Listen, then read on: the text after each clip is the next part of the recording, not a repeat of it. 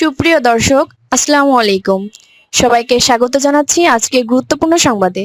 প্রথমে জানিয়ে দিচ্ছি সংবাদ শিরোনাম, পরে বিস্তারিত।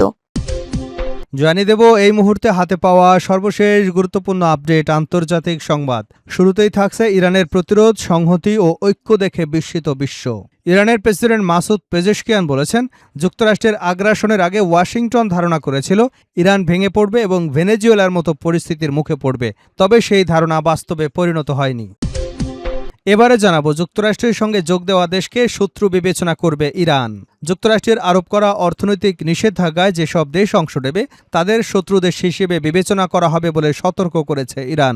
দেশটির সর্বোচ্চ জাতীয় নিরাপত্তা পরিষদের প্রধান হুসেইন রেজাই এমন হুঁশিয়ারি দিয়েছেন। জানাবো ক্ষমতায় থাকতে ফিলিস্তিনি রাষ্ট্র হতে দেব না নেতানিয়াহু। যতদিন প্রধানমন্ত্রী পদে থাকবেন ততদিন গাজা বা অধিকৃত পশ্চিম তীরে স্বাধীন ফিলিস্তিনি রাষ্ট্র গঠন করতে দেবেন না বলে হুঁশিয়ারি দিয়েছেন ইসরায়েলের প্রধানমন্ত্রী বেনিয়ামিন নেতানিয়াহু।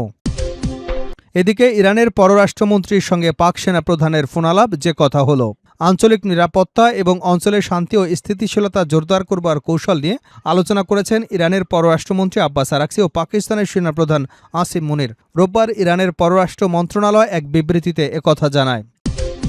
এবারে থাকছে মিয়ানমারে বৌদ্ধ বিহারে বিমান হামলায় নিহত 14।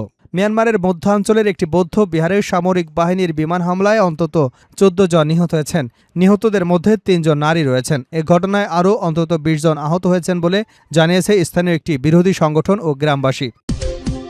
এবং সর্বশেষ জানাবো হরমুজকে মার্কিন ভূখণ্ড দেখিয়ে মানচিত্র পোস্ট ট্রাম্পের। মার্কিন প্রেসিডেন্ট ডোনাল্ড ট্রাম্প আবারও হরমুজ প্রণালীকে মার্কিন ভূখণ্ড হিসেবে দেখানোর একটি মানচিত্র সামাজিক যোগাযোগ মাধ্যমে পোস্ট করেছেন। তবে এবার পোস্টটির সঙ্গে কোনো ক্যাপশন বা ব্যাখ্যা দেননি ডোনাল্ড ট্রাম্প। এতক্ষণ শুনছিলেন সংবাদ শিরোনাম, এবার থাকছে পুরো সংবাদ। দর্শক, অনুরোধ থাকবে ভিডিওতে একটি লাইক দিন, কমেন্টস করে জানিয়ে দিন এই ভিডিওটি আপনি কোন জেলা থেকে দেখছেন এবং শুনছেন। ইরান, ইসরায়েল, যুক্তরাষ্ট্র, ফিলিস্তিনি যুদ্ধে আপনি যদি মুসলিমদের সাপোর্ট করেন তাহলে চ্যানেলটি সাবস্ক্রাইব করে বেল আইকনটি বাজিয়ে রাখুন।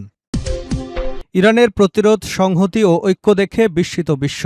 ইরানের প্রতিরোধ এবং সংহতি ঐক্যে বিশ্ব বিস্মিত হয়েছে বলে মন্তব্য করেছেন দেশটির প্রেসিডেন্ট মাসুদ পেজেশকিয়ান। তিনি বলেন, যুক্তরাষ্ট্রের আগ্রাসনের আগে ওয়াশিংটন ধারণা করেছিল ইরান ভেঙে পড়বে এবং ভেনেজুয়েলার মতো পরিস্থিতির মুখে পড়বে, তবে সেই ধারণা বাস্তবে পরিণত হয়নি। টেলিভিশনে দেওয়া এক ভাষণে পেজেশকিয়ান বলেন, শত্রুরা হিসাব করেছিল ইরান পতনের পর ভেনেজুয়েলার মতো হয়ে যাবে, তবে বাস্তবে তা ঘটেনি উল্লেখ করে তিনি বলেন, শুধু তাই নয়, ইরান এমন একটি শক্তিতে পরিণত হয়েছে যার প্রতিরোধ, সংহতি ও ঐক্য বিশ্বকে বিস্মিত করেছে। পেজেশকিয়ান বলেন, ইরানের শত্রুরা দেশের বিভিন্ন সমস্যা কাজে লাগিয়ে সমাজে বিভাজন এবং বিরোধ তৈরি করতে চায়। তাদের লক্ষ্য ইরানের জনগণের মধ্যে বিভক্তি সৃষ্টি করা। তিনি বলেন, সমস্যার মাধ্যমে শত্রুরা সমাজে বিভাজন ও ফাটল তৈরি করতে চায়। ইরানের প্রেসিডেন্ট আরও বলেন, বিভাজন, বিরোধ ও সংঘাত এড়িয়ে চলতে তার সরকার সর্বোচ্চ চেষ্টা করবে। ব্যক্তিগত আহমিকা থেকেও দূরে থাকার আহ্বান জানান তিনি। পেজেশকিয়ান বলেন, আমরা সর্বশক্তি দিয়ে বিভাজন, ফাটল, সংঘাত, আহমিকা এড়িয়ে চলার চেষ্টা করব। যুক্তরাষ্ট্রের সঙ্গে যোগ দেওয়া দেশকে শত্রু হিসেবে বিবেচনা করবে ইরান। যুক্তরাষ্ট্রের অবরোধ করা অর্থনৈতিক নিষেধাজ্ঞায় যেসব দেশ অংশ নেবে তাদের শত্রু দেশ হিসেবে বিবেচনা করা হবে বলে সতর্ক করেছে ইরান। দেশটির সর্বোচ্চ জাতীয় নিরাপত্তা পরিষদের প্রধান হুসেইন রেজাই এমন হুঁশিয়ারি দিয়েছেন। রাষ্ট্রীয় টেলিভিশনে দেওয়া এক বক্তব্যে তিনি বলেন, সব দেশকে আমরা সতর্ক করছি, যুক্তরাষ্ট্র ইরানের বিরুদ্ধে যে অর্থনৈতিক যুদ্ধ চালাচ্ছে তাতে যোগ দেবেন না। কোনো দেশ আমাদের উপর অর্থনৈতিক নিষেধাজ্ঞা আরোপে অংশ নিলে তাকে শত্রু হিসেবে বিবেচনা করা হবে। এ বক্তব্যের মাধ্যমে যুক্তরাষ্ট্রের অর্থনৈতিক নিষেধাজ্ঞায় মিত্র বা অন্য কোনো দেশ যুক্ত হলে তাদের বিরুদ্ধেও কঠোর অবস্থানের ইঙ্গিত দিল ইরান। এর আগে ইরানের উপর যে কোনো হামলার জবাব আগের চেয়ে আরও বড় পরিসরে দেওয়া হবে বলে হুঁশিয়ারি দেন দেশটির সেনাবাহিনীর মুখপাত্র ব্রিগেডিয়ার জেনারেল মোহাম্মদ আক্রেমিনিয়া। এক প্রতিবেদনে আল জাজিরা জানায়, সাম্প্রতিক যুদ্ধগুলোর অভিজ্ঞতা থেকে শিক্ষা নিয়ে ইরান তার সামরিক কৌশলে পরিবর্তন আনছে।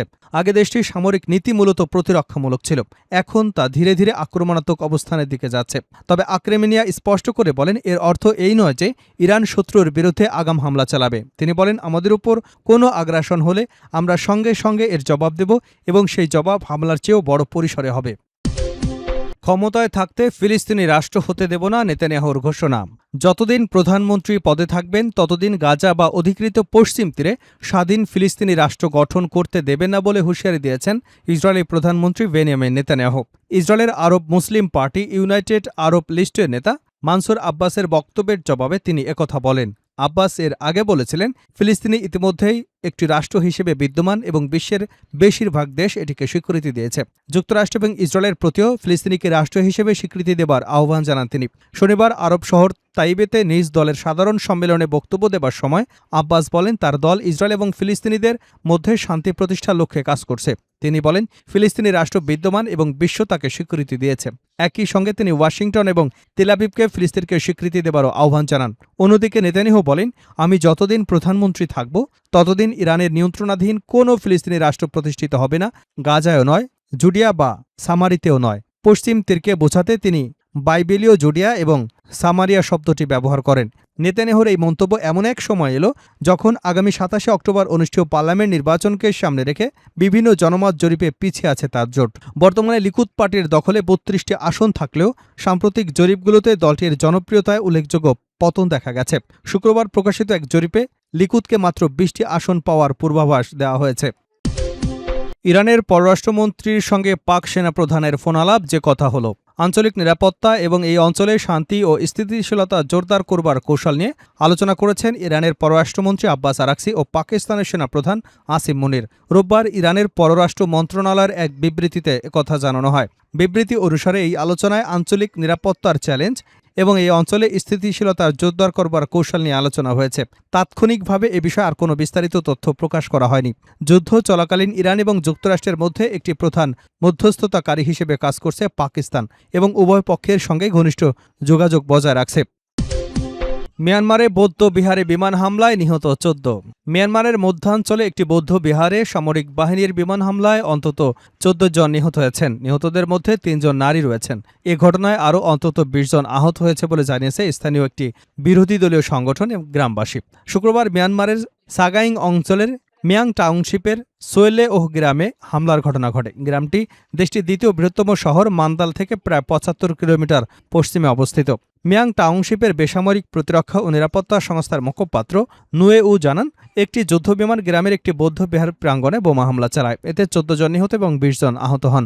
স্থানীয় এক বাসিন্দা অ্যাসোসিয়েটেড প্রেসকে জানান বিমানটি প্রায় ১৫ মিনিটের ব্যবধানে গ্রামটিকে ২টি বোমা ফেলে। এই সময় বার্ষাবাস উপলক্ষে বিহার এবং এর আশপাশে ১০০ জনেরও বেশি মানুষ অবস্থান করছিলেন। ওই গ্রামবাসী সিডিএসওএম এর দেওয়া ১৪ জনের নিহতের তথ্য নিশ্চিত করেছে। তিনি জানান হামলায় তার শাশুড়িও নিহত হয়েছেন। বিবিসির কর্মী বিভাগ এবং স্থানীয় কয়েকটি গণমাধ্যমে হামলার নিহতের সংখ্যা ১০ থেকে ১৪ বলে জানিয়েছে। হামলার বিষয়ে মিয়ানমারের সামরিক বাহিনী তাৎক্ষণিক কোনো মন্তব্য করেনি। তবে এর আগে সামরিক বাহিনী দাবি করেছে তারা কেবল বৈধ লক্ষ্যবস্তুতে হামলা চালায়।